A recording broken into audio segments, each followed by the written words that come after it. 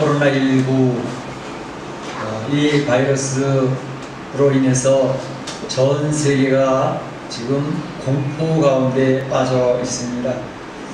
그 공포와 두려움의 핵심은 죽음입니다. 그러니까 이거에 걸리면 죽는다 라고 하는 생각을 하게 되기 때문에 두려움과 공포가 우리 뼛속 깊이 파고들고 있는 것을 볼 수가 있습니다. 주일 아침 현재 제가 한번 찾아봤어요. 얼마나 되나. 확진자가 지금 우리 전체 인구가 몇이라고 그랬죠? 77억이라고 그랬잖아요. 77억의 인구가 있는데 그 중에서 확진 판정을 받은 것이 지금 180만, 179만 얼마밖에 나와 있더라고요. 그 180만에 지금 육박하고 있습니다. 사망자는 얼마냐? 사망자는 10만 8천여 명, 11만에 가까워지고 있습니다. 참으로 이 죽음이 그냥 뭐 1년, 2년, 3년 사이에 이렇게 시간이 걸쳐서 죽었다면 그렇게 충격이 크지 않을 것입니다.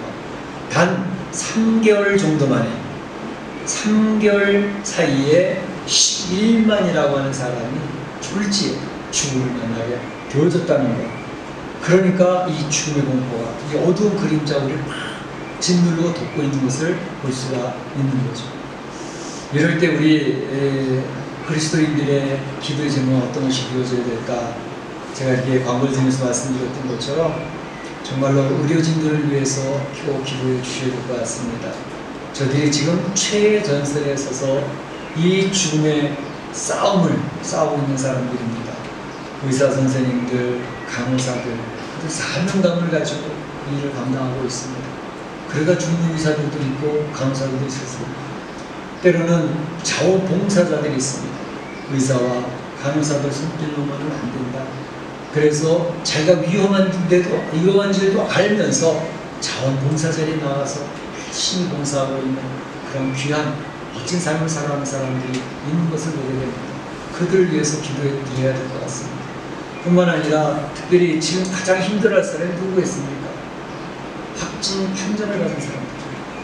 확진 판정을 받은 사람들은 첫째는 내 몸에 죽음이 다가오고 있다라고 하는 그런 두려움의 공포도 있습니다. 특히 어떤 공포가 있을까요? 확진자라고 하면 마치 문둥병자를 사람들이 피하는 것처럼 야, 그 사람 옆에 가면 안 돼. 큰일 나. 얼마. 그러니까 그들이 더 힘들어하는 것은 확진 판정 받아서 지금 내 몸이 무너지고 있다고 하는 것에 대한 두려움, 무서움도 있지만 많은 사람들로부터 격리된다라고 하는 그 외로움과 그 공포가 더 큰 겁니다. 바로 이럴 때에 우리는 그 확진자들을 위해서 기도해 줘야 됩니다. 그들이 다른 사람들은 다 동일한 조건 아닙니까? 특별히 그들이 살인죄를 범했습니까? 강도짓을 했습니까? 도적질을 했습니까? 아니잖아. 그런데 그들이 확진자가 됐잖아요. 그럴 때 그들에게 오는 이 질병에 대한 공포뿐만 아니라 이러한 관계에서 끊어져가는 이 왕따 되어지는 그 공포, 이거는 이루 말할 수가 없는 것입니다. 그러니까 그들이 너무 힘들지 않도록 그들을 위해서 우리는 기도를 해드려야 될 것 같습니다. 그래서 잘 인내하고 잘 견뎌내서 확진자라고 해서 사실은 꼭 죽는 것은 아니거든요. 확진 가운데 회복된 사람이 몇십 배로 훨씬 많습니다. 그렇기 때문에 확진자에 되어졌다는 것 때문에 너무 공포에 빠지지 않고 잘 마음에 담대하고 마음의 힘을 얻어서 이겨낼 수 있는 그런 확진자들이 될 수 있도록 그 확진자들에 대해서 기도해 주시고, 성도들이 그들을 멀리하면 그들을 어디 서겠습니까? 그 성도들이 그들을 위해 이해하는 마음으로 어떻게 그들의 마음을 위로할 수 있을까? 어떻게 돌볼 수 있을까? 이런 그러한 접근이 우리 성도들에게는 필요하지 않을까 생각을 해보게 됩니다. 뿐만 아니라 특별히 죽음을 만난 그러한 가정들, 졸지에 무슨 날벼락이지 않습니까? 그런 가정들, 그 말씀드렸던 것처럼 연로하신 부모님들이 돌아가십니다. 대부분 70~80%가 65세 이상이라고 그러잖아요. 그런가 하면 40대, 30~40대 젊은 청년들도 이해는 없습니다. 심지어 태어난 지 1주, 2주밖에 안 됐는데도 어린 주와도 죽더라고요. 그런 모습을 보면서 참 이렇게 어려움을 당한 가정들을 이해하는 마음으로 그 유가족들이 하나님의 위로가 임하도록 우리 성도들이 기도하지 않으면 누가 기도해 주겠습니까? 우리 성도들이 그들을 위한 기도의 마음, 그들을 위하는 마음으로 이 어려운 때 접근하면 좋겠다, 그런 생각을 해보게 되는 것입니다. 오늘 저희는 이 11만 명에 가까운 죽음을 보면서 부활절을 맞이하고 있습니다. 이 부활절을 맞이할 때 그 3개월 만에 11만 명이 죽는 모습을 보면서 이 부활절에 더 의미가 깊지 않나 하는 생각을 해보게 되는 것이죠. 이 부활의 소망이라는 것이 얼마나 소중한 것이고 얼마나 중요한 것인가 라는 생각을 해보게 된다는 것입니다. 오늘 부활절을 맞이하면서 그래서 말씀의 제목을 부활소망이라고 하는 말씀의 제목으로 잡았습니다.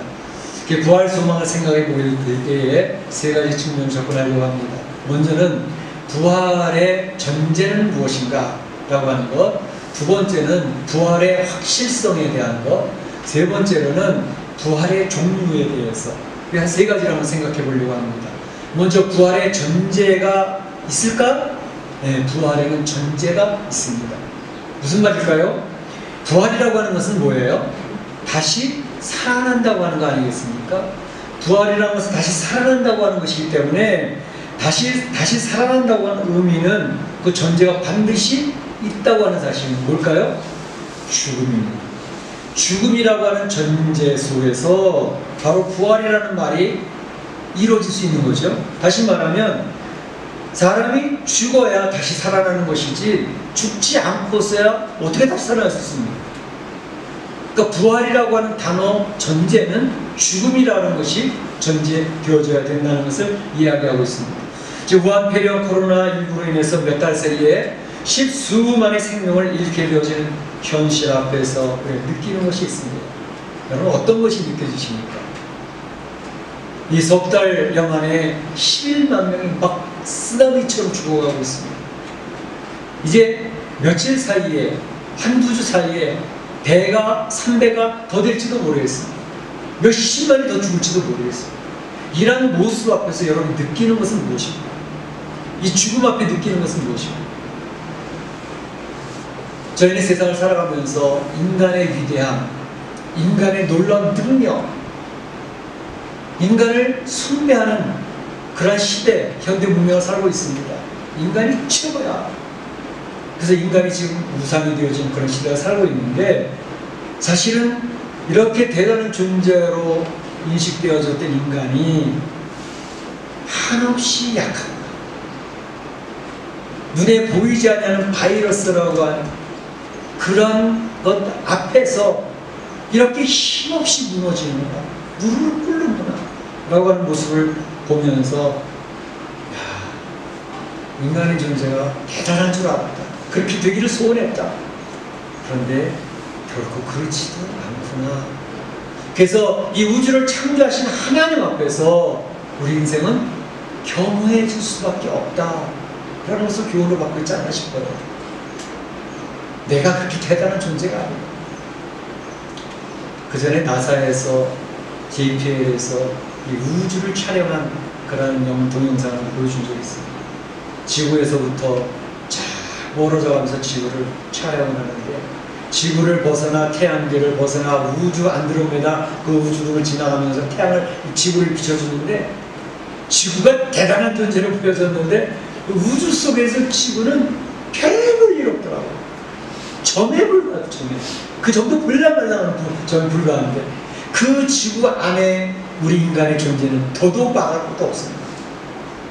그런 이 우주를 창조하신 하나님 앞에서 우리의 모습이 겸허해져야 되지 않을까. 우리 얼마나 겸허합니까? 얼마나 내가 대단한 존재라고 증거하기를 원합니까? 근데 결코 그렇지 못하다라고 하는 사실을, 이런 죽음 앞에서 한번 우리를 내려놔야 되지 않겠나, 그런 생각을 해보게 됩니다. 그런데 이런 것을 깨닫게 해주신 이 죽음이라는 것이 어떻게 오게 되었다고 말씀드렸죠? 지난 시간에 말씀을 드렸습니다. 죽음이 오게 되어졌던 그 원인, 동기를 설명해 드렸는데, 바로 로마서 6장 23절에 있는 것처럼 죄의 싹은 사망이요 라는 것을 말씀드렸습니다. 다시 말하면 사망, 죽음이 이 땅에 오게 된 것은 죄의 결과였다 라고 성경은 정확하게, 우주를 창조하시고 인간을 창조하신 하나님께서 정확하게 선포를 해주고 계셨습니다. 그러니까 우리 개인의 죽음도 그렇지만 이렇게 많은 사람이 갑자기 죽어가는 모습을 보면서 이건 역시 죄의 결과로, 진노의 결과로 오고 있다고 하는 사실을 우리는 배워야 되겠다는 사실입니다. 성경에서는 그러한 모습들을 이미 우리에게 많이 교훈해 주셨습니다. 창세기서부터 얘기해 주셨습니다. 창세기 노아의 홍수 사건을 무엇을 얘기합니까? 노아가 살던 그 당시에도 엄청난 사람이 이미 퍼져 있는 상황이었습니다. 그런데 노아의 가족만 노아의 방주에 빼어놓고 나머지 사람은 물 홍수로 인해서 뭐 한순간에 다 쓸어 죽여버리지 않았습니까? 지금으로 생각하면 이러한 코로나19의 그 충격보다 더 큰 충격이었을 것입니다. 몇 사람만 살았습니다. 나머지 다 죽었습니다. 근데 그 원인을 성경은 이야기하고 있습니다. 창세기 6장에 보게 되면 이렇게 표현했습니다. 하나님의 아들들이 사람의 딸들의 아름다움을 보고 자기들의 좋아하는 자로 아내를 삼는지라. 하나님의 아들들, 사람의 딸들의 아름다움 보고, 하나님의 아들들이라고 하는 것은 하나님을 섬기는 하나님의 백성들을 의미하는 것입니다. 사람의 딸들이라고 하는 것은 하나님을 거부하고 자기 생각대로 살아가는 불신 세계 사람들을 이야기하는 것입니다. 그런데 하나님의 아들들, 하나님은 하나님을 따르고 예수님을 믿는 성도들이 이 세상의 주인공이라는 사실을 항상 주지시키고 있습니다. 너희가 주인공이야. 그런데 그 주인공이 잘못되어지면 하나님의 진노가 임한다고 그걸 가르쳐주는 게 성경입니다. 그러니까 하나님의 아들들이 세상의 딸들의 아름다움을 보고 하나님 앞에 묻지도 아니하고 자기 생각대로 세상을 따라가니 하나님이 세상을 쓸어버린 것입니다. 그 다음에 이어지는 말씀이 이것입니다. 여호와께서 사람의 죄악이 세상에 관영함과, 사람의 죄악이 세상에 관영함과 그 마음의 생각이 모든 계획이 항상 악할 뿌림을 보시고, 하나님 노아의 홍수를 내리시게 됐던 원인을 정확히 설명하고 있습니다. 세상의 죄악이 관영함을 보시고 그 사람들의 생각하는 것이 항상 악할 뿌림을 보시고 내가 쓸어버리겠다 결정을 하시고 노아의 홍수를 통해서 세상의 인류를 다 밀어버리셨다는 것입니다. 성경은 분명해요. 다윗이 얼마나 위대한 신앙인이었습니까? 제가 말씀드린 것처럼 사무엘 14장에 다윗이 하나님을 잘 섬기다가 잠깐 신앙에 병이 들었어요. 아, 하나님, 이 정도면 나라가 견고한데요? 제가 가진 병사가 얼마나 되는지 한번 살펴보겠습니다. 그래서 군대 수인가 이 사람들의 수, 징집되어져서 나 싸워서 할 수 있는 사람이 얼마인가 남자들의 계수를 하기 시작했어요. 요압이 긋고 말렸지만 하나님을 기뻐하시는 왜 합니까? 에이, 하나님 이해하실 거야 라고 하면서 했습니다. 나중에 사단의 계략에 말려들었던 다윗이 하나님 앞에 나단 이제 말씀을 듣습니다. 야, 너 하나님을 서운하게 했어. 내가 너를 처벌하려고 하는데 너에게 선택권을 주겠어. 세 가지. 첫째는 뭐예요? 7년의 환난. 두 번째로는 3개월 동안 원수에게 쫓겨다니는 것. 세 번째는 3일간의 전염병. 다윗이 하나님 저는 더 이상 원수들에게 도망다니는 것은 아주 진력이 납니다. 하나님 손에 잡혀서 처벌받는 게 좋습니다. 저는 3일간의 전염병을 택하겠습니다. 3일간의 전염병을 택해서 3일 동안의 전염병 온역이 쫙 그 백성들이 퍼졌는데 얼마나 죽었어요? 3일 동안에 죽은 사람이 7만입니다. 이스라엘 백성, 얼마 되지 않는 이스라엘 백성 가운데 7만이라고 하는 다윗의 백성들이 죽었습니다. 다윗이 통곡을 하는 거죠.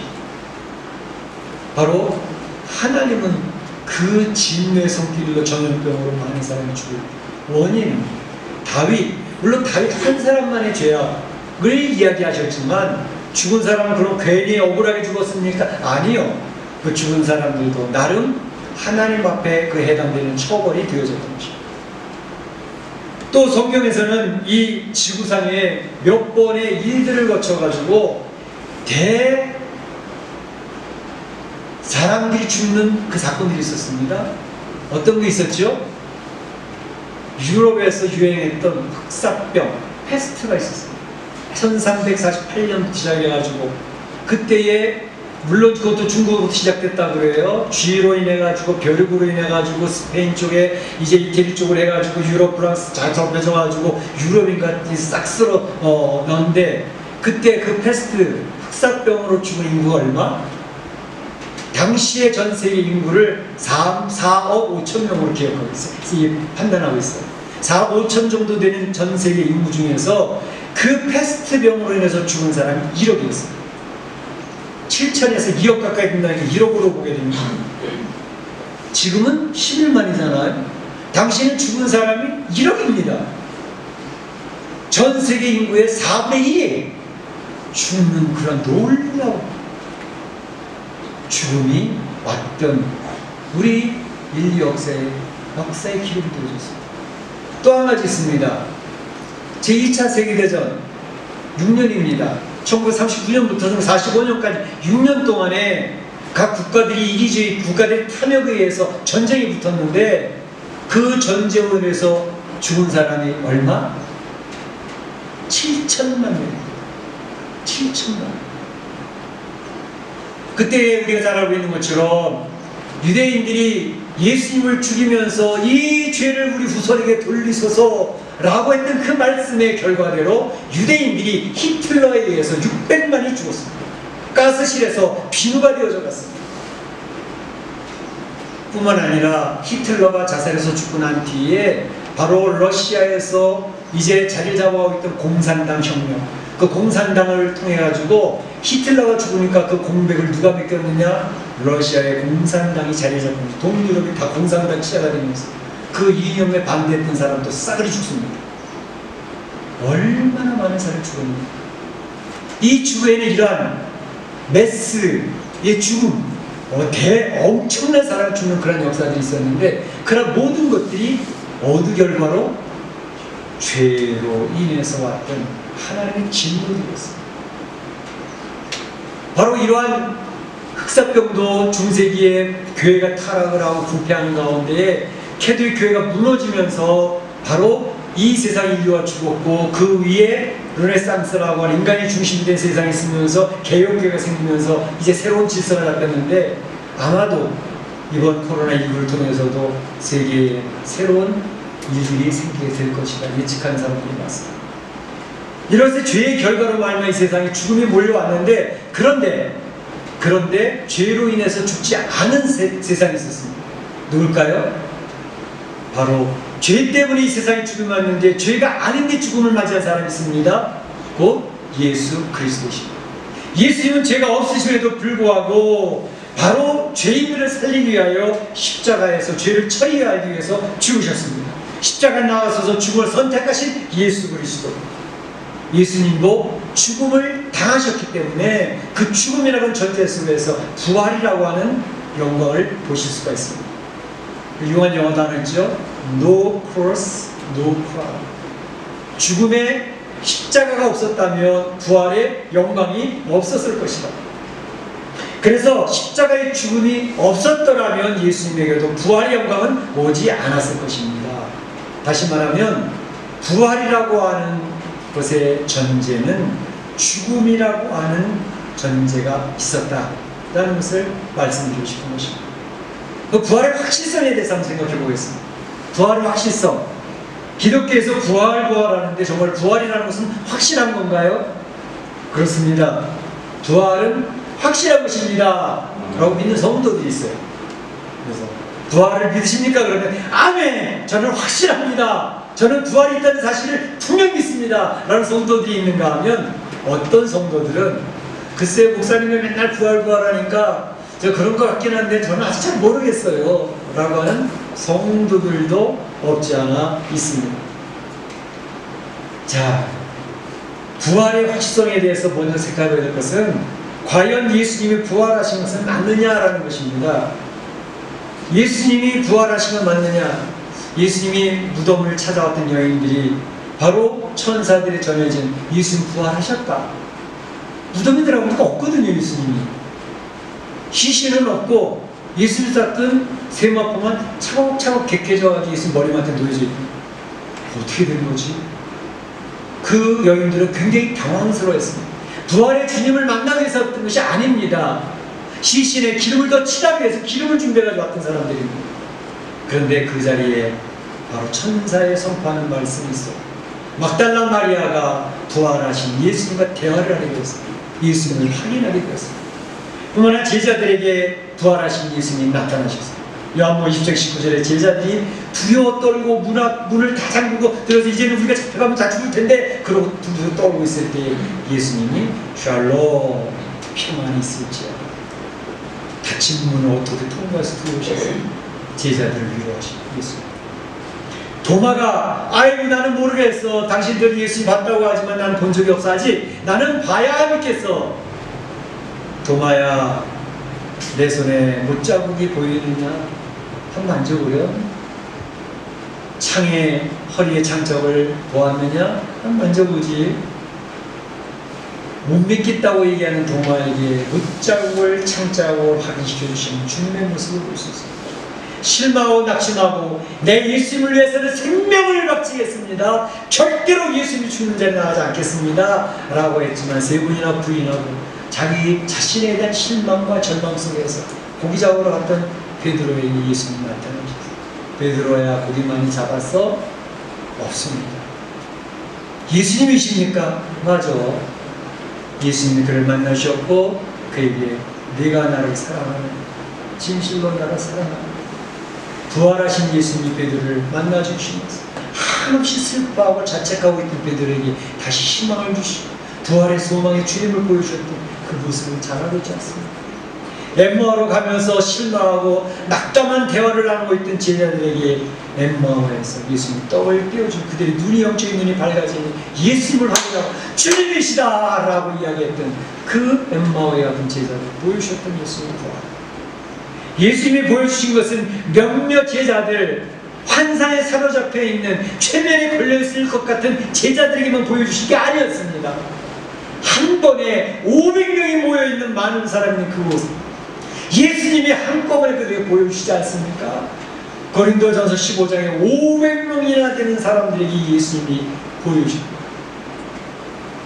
그 자리에는 예수님의 친동생 야고보도 있어가지고 야고보가 자기 형님인지 분명히 확인하게 되어지는 부활의 모습도 확인시켜 주셨다는 것을 사도 바울은 기록하고 있지 않습니까? 사도 바울 자기 자신이 예수님 믿는 사람을 죽이러 다녔던 자신이 바로 이 부활하신 예수님을 만났고 그분에게 내가 보냄을 받은 사도가 되어졌다라고 자기 목이 잘려가면서까지 예수님의 부활을 증거하는 사람으로 살았던 것이 사도 바울 아닙니까? 예수님은 부활하셔서 40일 동안 승천하시기 전 승천하시기까지 계시면서 10번 이상이나 부활의 몸을 보여주시고 확인시켜 주셨습니다. 예수님의 부활은 사실이었습니다. 확인되어지는 것이었습니다. 예수님이 계실 때만 하더라도 야이로의 딸 회당장의 딸을 살려내시는 부활의 모습을 이미 교훈시켜 주시고 확인시켜 주셨습니다.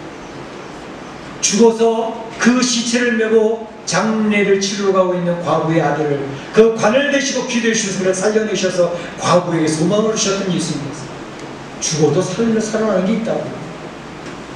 그가 살아나던 나사로 죽어서 냄새납니다. 시신이 썩어서 진물이 흐르고 있습니다. 그런데 나사로야 나오더라 라고 하면서 나사로 살린 것을 그 만인이 보는 가운데서 확인시켜준 것이지 않습니까?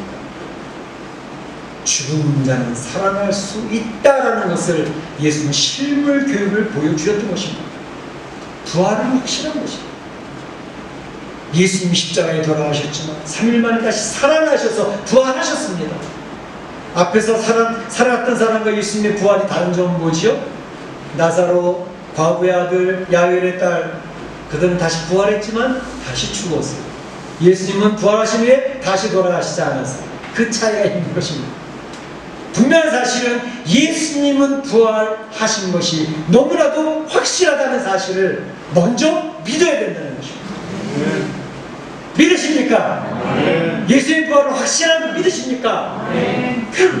그것을 믿는다면 또 확인해야 될 것이 있는데, 나의 부활도 확실한 것인가? 라는 사실을 점검해 볼 필요가 있습니다. 예수님 부활하시고 분명히 맞는 것 같은데 나도 부활하는 것은 맞을까? 맞습니다. 예수님이 선언하십니다. 나는 부활이요 생명이니 나를 믿는 자는 죽어도 살겠고, 나를 믿는 자는 죽어도 살겠고. 왜? 나는 부활이니까. 그 성도들이 강조하고 계시는 것이죠. 그리고 예수님께서 부활의 첫 열매가 되셨다고 사도 바울이 강조해서 이야기를 하고 있습니다. 그리스도께서 죽은 자 가운데서 다시 살아 잠자는 자들의 첫 열매가 되셨도다. 잠자는 자들, 성도들의 첫 열매, 부활의 첫 열매가 되셨다. 첫 열매라고 하는 의미는 둘째 열매도 있고 셋째 열매도 있고 따라오는 열매가 있고, 성도들이 잠자고 있지만 그들이 모두 다시 부활의 계획을 참여할 것이라는 사실을 선언하고 계시는 것입니다. 여러분은 부활하실 것입니다. 죽어도 살아날 것입니다. 바로 그것을 확신하는 것이 성도들이라는 것입니다. 이런 부활의 확실성, 예수의 부활의 확실성뿐만 아니라 나도 죽어도 부활한다는 확실성에 대한 확신을 가지고 있다는 사실. 마지막 한 가지는 부활에 또 다른 종류의 부활이 있습니다 라는 것을 소개하고 싶어요. 그게 무슨 말씀이에요? 예수님 믿는 사람들, 그 믿는 자들만 다시 부활해가지고 영원한 생명을 누리는 거 아닙니까? 지난주에 말씀하셨던 것처럼 죽는 순간 우리는 낙원으로 임하게 되었고 예수님이 계시는 그곳에서 하나님의 나라를 누리고 있지만, 예수님이 재림하시는 그때 우리는 부활체를 입고 시신이 무덤에 있었지만 그것이 부활의 역사를 감당하면서 이제 낙원에 있던 우리가 영원한 생명을 누리는 하나님 나라로 옮겨지게 된다는 사실을 말씀을 드렸습니다. 우리는 귀신이 돼서 이 세상을 죽은 다음에 떠돌아다니는 귀신이 아니고 죽는 순간 우리는 주님과 함께 있게 됩니다. 할렐루야! 아멘. 할렐루야! 아멘. 그런데 예수 성경에서는 놀라운 얘기를 또 선포하고 있습니다. 성경은 예수 생명의 부활도 있고 심판의 부활도 있다고 이야기하는 게 너무 충격입니다. 저도 맨 처음 이 말씀을 대할 때 이거 뭐야 도대체? 생명의 부활은 뭐고 심판의 부활은 뭐야? 굉장히 당황스러워했었습니다. 요한복음 5장 29절 말씀에 그렇게 되어 있죠. 선한 일을 행한 자는 생명의 부활로, 악한 일을 행한 자는 심판의 부활로 나오리라. 성경 분명히 선언합니다. 생명의 부활이 있고 심판의 부활이 있다. 생명의 부활은 어떤 사람? 선한 일을 행한 자가 생명의 부활, 악한 일을 행한 자는 심판의 부활.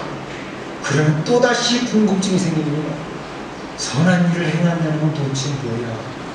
착하게 살고, 구제하게 살고, 도덕적으로 살고, 많은 사람들 앞에 존경받는 그런 삶을 살아 선한 일을 행해야 내가 생명의 부활에 참여할 수 있다는 말인가? 악한 일, 도적질을 하고 강도질을 하고 사람을 죽이고 이런 악한 일을 행하면 그 사람은 심판의 부활을 받는다는 것인가? 행함의 초점에 맞춰져 있는 것인가? 그렇게 생각할 때 성도들은 혼돈스러워. 그럼 무슨 믿음으로 구원받는다는 건 도대체 뭐예요? 제가 아무리 해도 그렇게 선하게 산 것 같지는 않은데요. 저도 역시 거짓말도 있었고요, 다른 사람 속이는 것도 있었고요, 악한 일을 얼마든지 내 삶 속에서 얼마든지 나오는 것을 알 수 있는데, 그럼 어떻게 저는 심판의 부활이 되는 것입니까? 그것에 대한 해답이 성경에 있습니다. 요한복음 6장 29절에 이렇게 이야기합니다. 선한 일, 곧 하나님의 일, 하나님의 일이 선한 일입니다. 하나님의 일이 무엇인가에 대해서 성경은 선언하고 있습니다. 요한복음 6장 29절에 이렇게 얘기합니다. 예수께서 대답하여 이르시되 하나님께서 보내신 일을 믿는 것이 하나님의 일이니라. 하나님의 일이 무엇이냐? 하나님께서 보내신 일을 믿는 것이 하나님의 일이라는 것입니다. 하나님의 일이 선한 일인데 그 선한 일, 하나님의 일은 무엇이냐? 그것은 하나님께서 보내신 일을 믿는 것이 하나님의 일이라는 것입니다. 할렐루야! 아멘. 할렐루야! 아멘. 그래서 여기 선한 일은 착하게 살고 구제하며 도덕적으로 사는 그걸 의미하는 것이 아닙니다. 악한 일이라는 것은 강도질하고 살인은 그것이 아닙니다. 하나님의 일, 하나님이 보내신 보내신 그 예수님을 믿지 않는 일은 악한 일이라고 성경은 분명히 이야기하고 있는 것입니다. 우리 사랑하는 성도들은 예수님을 믿기 때문에 선한 일을 해야 합니다. 생명의 부활에 참여할 자인 것을 믿으시기를 축복합니다. 축복합니다. 그래서 예수님을 믿으면 생명의 부활에 참여합니다. 예수님을 거부하면 심판의 부활에 참여합니다. 예수님 믿는 사람도 물론 우리 무덤에서 죽었던 시신, 화장대에 뿌려졌던 그 뼈가루가 예수 재림할 때 부활의 몸을 입고 하나님의 나라, 영생의 나라에 이제 임하게 되지만, 예수님을 거부했던, 하나님의 사랑을 받아들이지 않았던 그 사람들도 죽는 순간에 음부로 임합니다. 음부에서 고통스럽게 있다가 그 다음에 부활할 때는 심판의 부활에, 안 믿는 자다, 하나님을 거부했던 모든 사람이 다 살아난다니까요. 다 부활한다니까요. 근데 심판의 부활입니다. 그 심판의 부활은 어떻게 나가죠?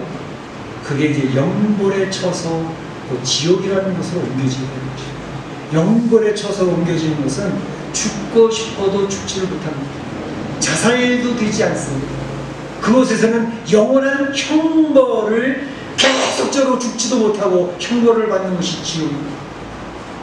우리 목사들이 지옥 설교를 많이 안 합니다. 너무 두려워. 은혜도 되지 않는 것 같으니까. 근데 천국의 설교만큼 지옥의 설교도 중요해요. 예수님을 안 믿으면 그 형벌이 얼마나 무시무시한 것인가를 깨달아야 됩니다. 심판의 부활로 그들이 부활의 몸을 입고 지옥에 가는데, 지옥에서는 자살이 안 된다니까요. 더 죽을 수가 없다니까요. 그 형벌을 피해 도망갈 데가 없다니까요. 그 지옥의 영벌의 처소에서 영원한 형벌을 받는 하나님의 나라에서 평강과 안식을 누리고 오케스트라 찬양을 부리고 온 성도들과 함께 영광을 돌리는 그런 처소도 있지. 영원한 형벌을 받는 지옥이라는 것이 있다는 사실을 기억하게 되어집니다. 이 부활의 소망이 얼마나 중요한 것인가, 생명의 부활의 소망이 얼마나 중요한 것인가, 바로 이것을 우리는 기억해야 될 것입니다. 요한복음 5장 10절 오늘 말씀을 그렇게 얘기했습니다. 나 보내신 이를 믿는 자는 영생을 얻었고 심판에 이르지 아니하나니, 영생을 얻었고 심판에 이르지 아니하나니, 사망에서 생명으로 옮겼느니라. 과거형이에요. 이미 이루어진 일이랍니다. complete. 이미 우리 성도들은 사망에서 생명으로 옮겨진 존재들입니다. 아멘. 심판에 이르지 아니하고 생명에 임한 존재가 되어졌다는 것을 의미합니다. 우리 사랑하는 성도들은 천국의 백성들입니다. 이 세상에서 그 천국을 누리며 살아가는 사람, 그러한 성도들, 이 죽음의 공포가 전 세계를 덮고 있는 이때에 우리 성도들은 담대해지시기를 바랍니다. 죽음을 더 이상 두려워하지 마시기를 바랍니다. 우리에게는 부활의 소망이 있습니다. 우리 사랑하는 성도들이 오늘 본문의 말씀처럼 생명의 부활을 확신하시고, 이 성도들이 소망 중에 담대해지시기를 바랍니다.